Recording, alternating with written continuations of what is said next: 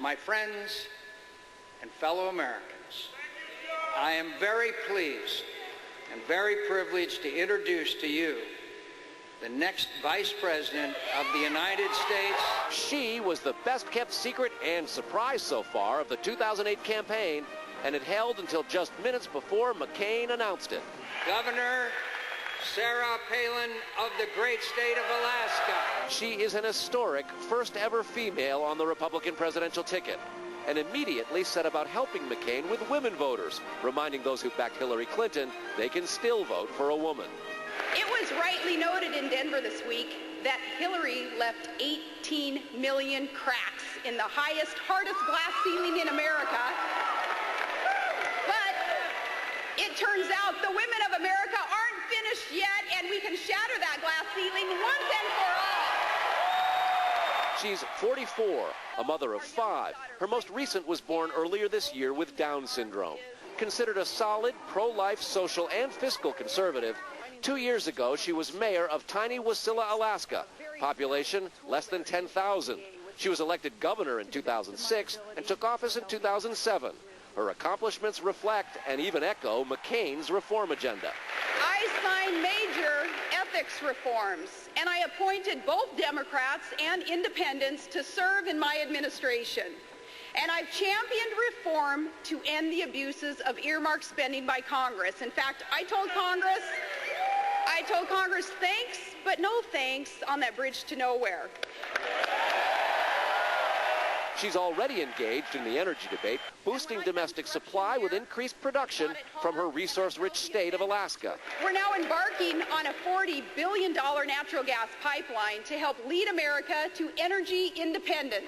She can play the pit bull and clearly relishes comparing Obama's lack of military and foreign policy experience to McCain's.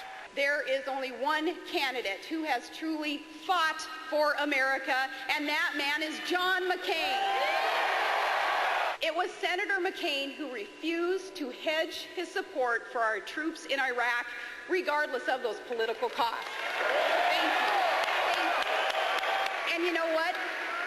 As the mother of one of those troops, and as the commander of Alaska's National Guard, that's the kind of man I want as our commander-in-chief. McCain calls her precisely the type of running mate he sought. She's exactly who I need. She's exactly who this country needs to help me fight. To help me fight the same old Washington politics of me first and country second. Democrats began suggesting that Palin's inadequately experienced to be commander-in-chief from the very moment that her name was announced, and they have been pumping out opposition research ever since. The McCain campaign argues that they've essentially sprung a trap, and Obama stepped in it because any discussion of experience about the vice presidential candidates will only bring the conversation back to the presidential candidates, and that, Republicans say, will only underscore Obama's relative lack of experience compared to McCain. I never really set out to be involved in public affairs, much less to run for this office. Sarah Palin says she was just an average hockey mom before her political career, but average really doesn't capture who she is. Born Sarah Heath, as a teenager, she won the Miss Wasilla pageant. On her high school basketball team, she was known as Sarah Barracuda, a tough-nosed point guard on a state championship team, all the while playing on an ankle with a stress fracture. After college, she eloped with high school sweetheart and lifelong Alaskan Todd Palin. Todd is a production operator in the oil fields up on Alaska's North Slope, and he's a proud member of the United Steelworkers Union, and he's a world champion snow machine racer. Sarah Palin also has that Alaskan love of the outdoors. She is a life member of the NRA and hunts, which might help explain why she disbanded the state trooper security detail when she was elected governor. For exercise, she runs, but says snowmobiling is the best upper body workout. And the author of Palin's biography says, do not let her good looks fool you. Sarah Palin is plenty tough. How tough? Anchorage pollster Dave Dittman once said of Palin, quote, the landscape is littered with the bodies of those who have crossed Sarah. My initial reaction is, this is a great pick. I thought it was a bold choice. I think that it gives McCain that maverick imprimatur all over again.